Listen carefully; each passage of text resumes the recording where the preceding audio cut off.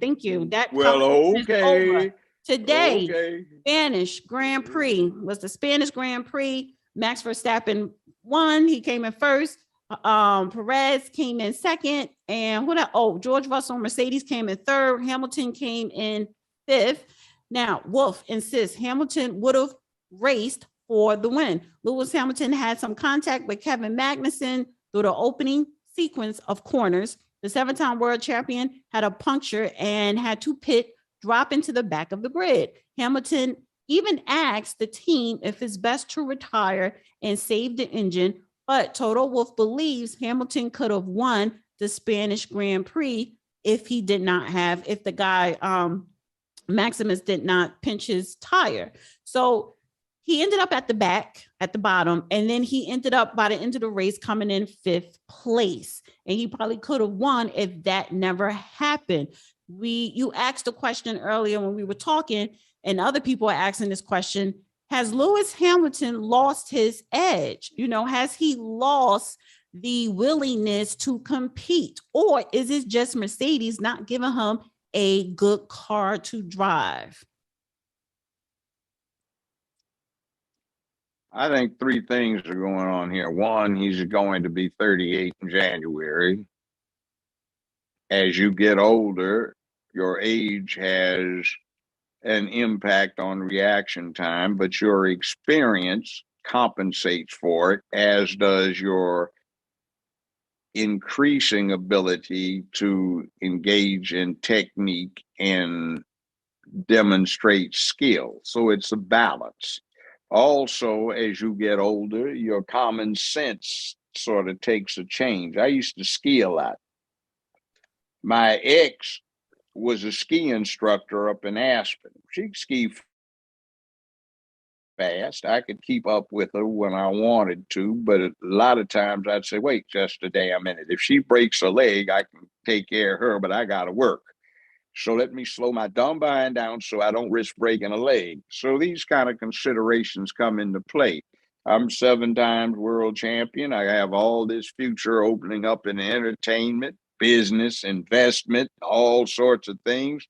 And I want to risk incinerating or smashing myself. Okay, what do I have to prove? Answer, nothing. But okay, I know how to do this. So when it is a reasonable set of odds to do what you have to do, I do it, but I'm not going to go out on a damn limb. There's only one more thing he has to do, and that's take one more world championship, and he owes every single record. Maybe next year. But I said last year, when they cheated, just outright cheated, now they call it human error by Masi, the race director. Hell, it was a giveaway, a racist giveaway to Verstappen. And Masi had too many connections with Verstappen's family. And it's garbage they keep coming up about trying to promote racing with all kinds of cockamamie rules that prevent the manufacturers from being able to do their thing to make it really exciting. Hell, if they want to do that, just don't have a damn race at one of these 22, 23 tracks that isn't wide enough for people to pass. That would solve it. They need to get rid of Monaco, but everybody loves Monaco, but that's not even a damn race. Whoever qualifies first, barring some mishap, is going to win the race. Whoever qualified second will come in second, third, fourth, unless somebody goofs up. Right. I'm glad George Russell came in third. He did a really good job defending Max Verstappen. However, Max eventually was able to pass him. But again, I think it has to do with the Mercedes car. Other people were saying, is George Russell a better driver than Lewis Hamilton? Hell no. But, I think just to George Russell's, his abilities and his advantage over Lewis Hamilton, he is very strategic in his planning of driving. But overall, Lewis Hamilton has not lost his edge at all. He knows that if he doesn't win champion this year, the purpose of this year is for Mercedes to get the car right so his car could be superior for next year, which is his last year under his contract with Mercedes. And I'm pretty sure he wants to win that 8th so he could retire the greatest and no one will ever pass him, probably for another 100 years or something. So he's using this year to make sure Mercedes get his car right. He has not lost his Well, car. having been through that 37, 38-year gap, I'd say it's what they call the veteran syndrome. I've made it this far. Why the hell take chances? He doesn't need to take chances if he's got a car. The Mercedes, as it is currently configured, is not the car for him because it does not match his driving style that he has had with a certain type of car and its handling for the last decade and a half. Now, that's one case. As far as the balance of the drivers on there, I would say Hamilton is the best driver. I don't think he is as hungry as he once was, but he's the best driver. But after that, I think Russell is a better driver than. What is wrong with you? No, listen. No, you don't have to. Excuse me. Being number one is one thing. He is. Going out to prove something is another thing, but what's there to prove except this one last category? Number 3, death is what they face on a regular basis. Up until fairly recently, 3, 4, 5 Formula One drivers died every year. And we've had a couple of incidents, including involving Hamilton, where death was fortuitously held off. If they had not had that halo safety device on the cars that Hamilton opposed, Verstappen would have killed him last year when he ran over him. This is why I would. All right, there was the young man that ran into that.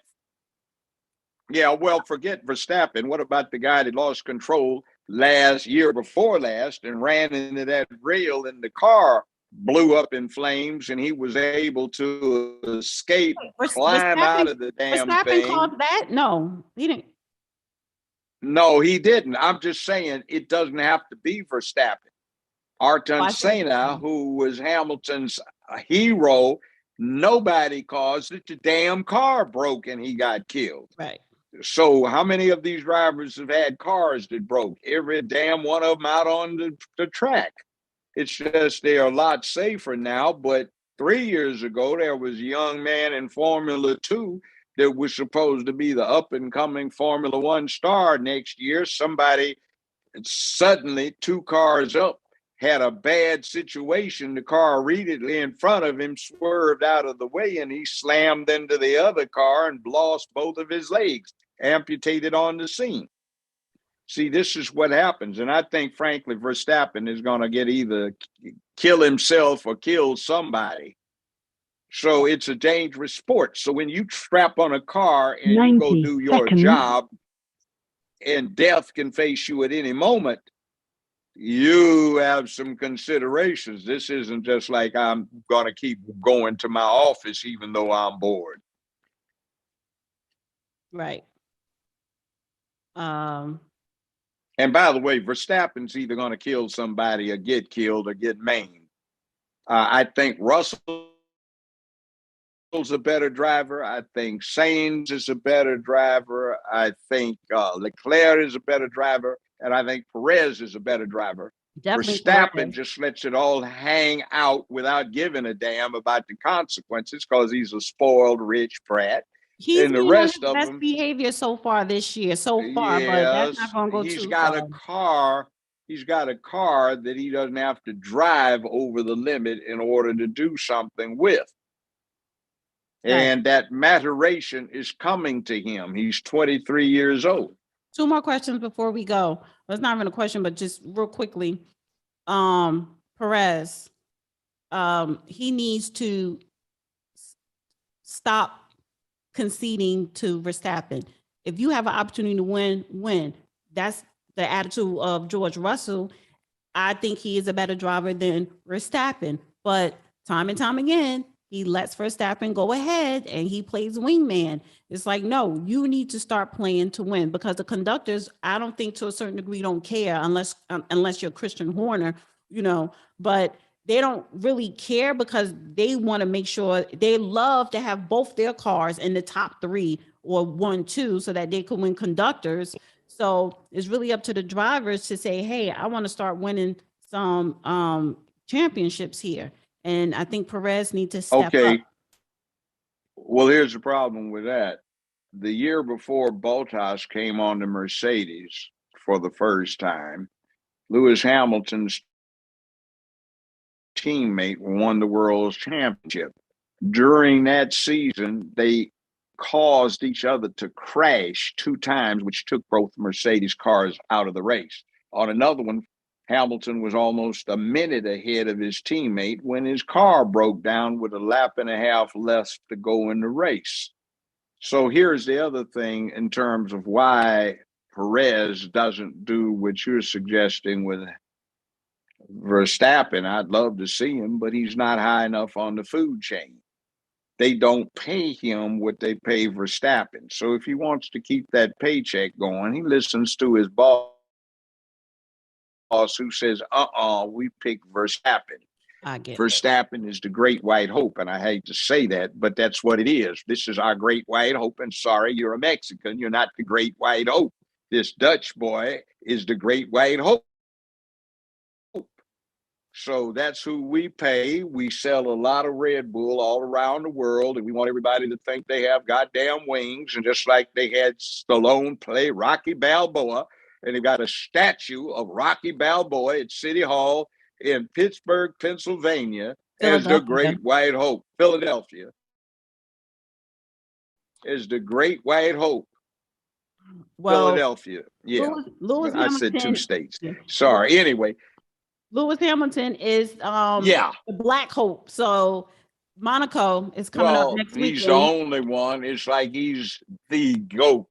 Yeah. So let's get him as number 8. They cheated him badly that last race last year. And quite frankly, if Formula One had any damn balls, they would have said, in the interest of justice, we're calling the race as it was when that safety car came out. Right. That would have been a fair thing to do. Monaco is next week. But I am looking forward to Lewis Hamilton winning some games this season. I don't think he's going to win.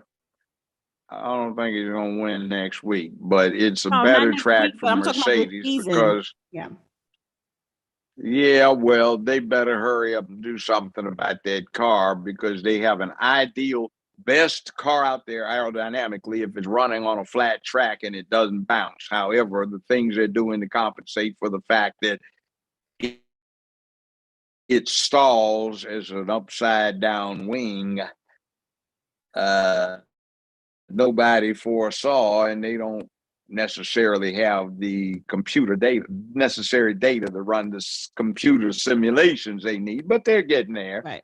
And Hamilton and Russell are being test pilots. So maybe Hamilton, like you said, volunteered to be the one that had the most interesting experiments run with his car for future purposes and saying, hey, look, it ain't going to be any hope this year, so I sacrificed my interest. Here's this new guy. I don't think it's about, you need to groom him.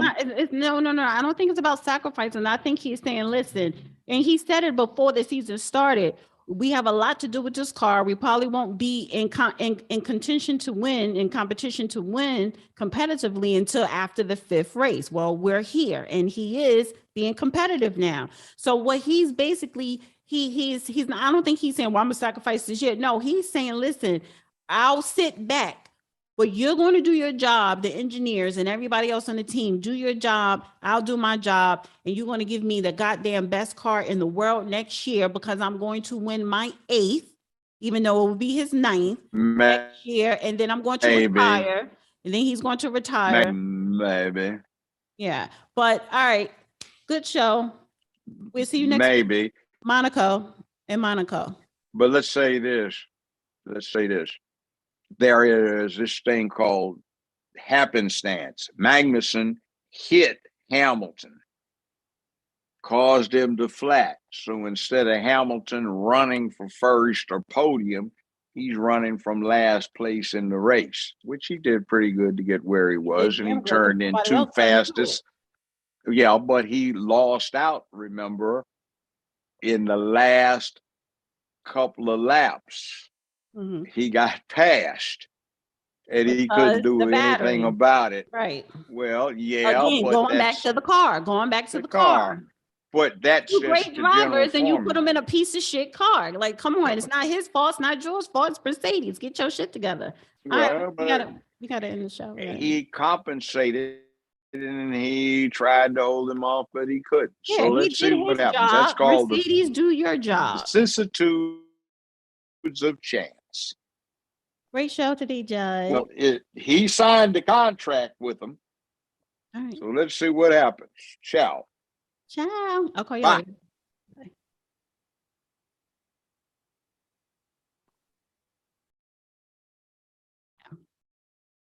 No. Thank you guys. A good show today. So this is the thing. So again, that part of Formula One, I'm going to edit out and upload it on We Have Arrived Formula One YouTube channel. So please subscribe. We Have Arrived F1.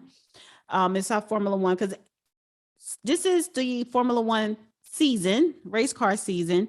They had a Grand Prix race in Spain today. Next week, they're going to be in Monaco. So we're going to do another show next Sunday. However, I'm doing it different. I'm going to have a title like I had today. We was talking about should black immigrants be allowed to identify as black here in America, right? i.e. reparations. So I may just call it Reparations Sunday. So me and the judge will be back next week. 30 minutes will be focused on Formula One, and the rest of the show will be on whatever topic we come up with to discuss. And I will have the call-in number for people to call in. So it was a great show today. Thank you, Matthew Witherspoon, for the super chat. We are NEGRO, not black. We are American made. Well said. Thank you so much to the people that called in. Most importantly, thank you to people that donated. I love you the most.